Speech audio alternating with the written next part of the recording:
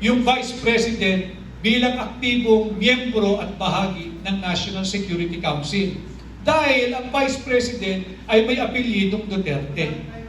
At ang sabi ng Malacanang, hindi raw po importante, hindi relevant ang papel ng Vice President ngayon, kaya siya itinanggal at hindi sinali sa National Security Council. Bakit hindi nila pinapaliwanag? Bakit kinakailangan tanggalin bilang miyembro yung mga dati ng Pangulo sa National Security Council? Tinanggal din bilang miyembro at aktibong bahagi ng National Security Council si dating Pangulong Joseph Ejercito Estrada. Tinanggal din si Pangulong Gloria Macapagal Arroyo. Tinanggal din si Rodrigo Roa Duterte bilang miyembro ng National Security Council. Wala ng transparency. Ang usap-usapan kagabi nung yan ay lumabas na istorya, ito ba ay nagbabadya martial sapagkat tinanggal na yung mga tao na maaasahan sana nating ibalita sa sambayan ng Pilipino yung totoong estado ng ating seguridad. Sapagkat kung wala nang magsasabi ng totoo, pwede silang gumawa ng isang kwento na merong panganib na sa ating seguridad, whether external or internal threat. Bakit mo kinakailangan tanggalin ang mga dati ng naging Pangulo? Mayroong wisdom yan. Mayroong discernment ang mga yan. May lamig ng ulo yan, kalmado yan, at makakapagbigay ng tama na advice sa kung sino man ang Pangulo. Dito makikita mo, kaduda-duda yung ginawang reorganization. Ito ba ay nagbabadyang marsalok? O ito ba ay nagbabadyang na malapit na tayong tumungo doon sa pinangangambahan na lahat na magkaroon ng isang armadong sigalot o hidwaan laban sa ating kapitbahay na China? Bunsod sa pag-uudyok ng ating alyadong Amerikano. Importanteng malaman natin ito. Dahil pag nagkaroon, whether ng martial law o ng gera laban sa China, apektado ang buhay ng bawat isang Pilipino. At hindi nararapat tinanggal ang Vice President o yung mga dati ng naging Pangulo. Paano pa natin malalaman yung tunay na estado at kalagayan ng ating bansa? Kung sila-sila na lamang ang mag-uusap, ang magdedesisyon at maghuhulma kung ano ang direksyon ng ating bansa sa mga darating na araw, linggo, buwan, taon at panahon. Kinakailangan alam niyo ito. Kinakailangan napapag-usapan natin ito at kinakailangan somehow ay napapagliwanagan natin sa mga mamamayang Pilipino ang mga mahalagang usapin na panlipunan. Again, part po yan ng advokasya ng Hakbang na Maisog, yung peace and security. Ang kinakailangan natin ay katatagan ng ating seguridad. Tama, pero hindi natin kayang pumasok sa isang armadong sigalot laban sa China. Hindi natin interes yan.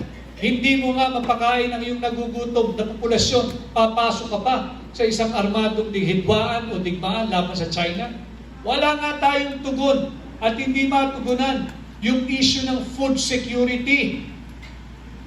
Papasok ka pa sa napipintong armadong hidwaan laban sa China. Papayag ba kayo niyan? Alam mo ninyo, pag tayo pumasok sa isang gera, panuorin lang ninyo yung mga international news. Tingnan ninyo yung itsura nung away ng mga Hamas at ng Israel.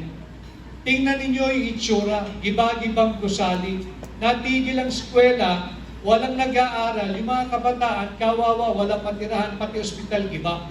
Hindi itong kinakailangan natin. Ang kinakailangan natin, pagkain. Kinakailangan natin tugunan yung mga 5 pangunahing problema ng ating bansa: inflation, poverty, yung kawalan ng trabaho, yung korupsyon, at yung kawalan ng pag-asa ng higit na maraming Pilipino. Ito yung ating mga dapat pinagtutuunan ng panahon at pansin. At mahalaga na pinag-uusapan natin ito days and months leading into the campaign proper, so that when the time comes and you have to choose your 12 senators this coming May 12, 2025. Ako ay openly humaharap sa inyo, nagpapasukat, nagpapasuri. Kung sakaling ako ay pasado sa inyong gagamiting batayan, ang pakiusap ko, ikampanya nyo rin ako sa inyong pamilya, sa inyong kapitbahay, sa inyong mahal sa buhay, sa inyong kaibigan, at sa lahat ng Pilipinong inyong makakaharap sa anumang panig ng mundo. At sabi ko nga, ang taong 2025, nagbabadya ang pagbabago basta tayo magkaisa.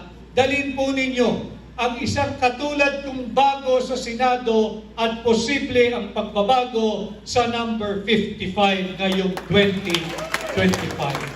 Muli, ako po si Atty. Vic Rodriguez, inyong formal at opisyal na aplikante bilang senador.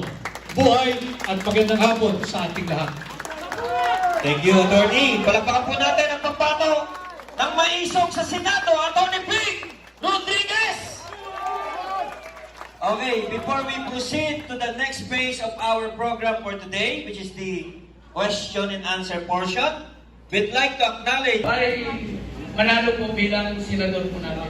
May posible po bang mabago natin yung estilo po ng questionable insertion po sa iba't ibang budget ng national government po natin. At the same time po, pwede po bang magkaroon ng transparency pati po sa bicameral.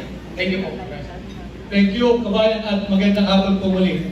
Bilang tunay at maisog na oposisyon, tayo ang magiging tinig, mata, tenga ninyo sa Senado.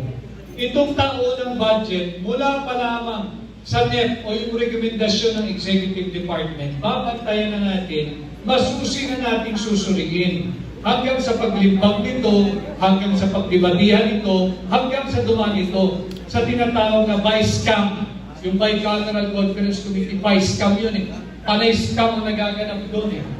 Ibang-iba yung itsura ng budget na lumalabas pag dumaan sa Vice-Cam. Patuloy na binubudol ang sambayan ng Pilipino. So babantayan natin mula sa pagsumite ng NEP o yung National Expenditure Program hanggang sa ito'y pag-usapan, magkaroon ng debate at magkaroon ng botohan sa Senado at pati dyan kung ano nagaganap sa mababang kapulungan hanggang sa ito ay dumaan sa Vice-Cam hanggang sa kung ano yung final form ng umabot sa tanggapan ng Pangulo. Yun ang aking gagawin at yun ang aking i-report sa inyo, bahagi ng hinihinging transparency ng hambang ng mag-isog. Yan ang wala ngayon, yung transparency. Dahil pati dyan sa Vice-Cam, kailangan alam ninyo, kahit dyan sa Vice-Cam, trilyong piso na pera nating mga Pilipino pinag-usapan.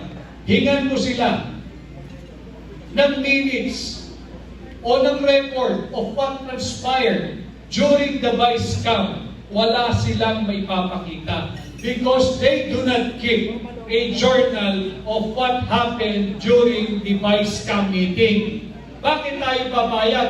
Trilyon-trilyong piso ang pinag-uusapan, walang record ng minutes of the meeting. Ano ito? Putulan?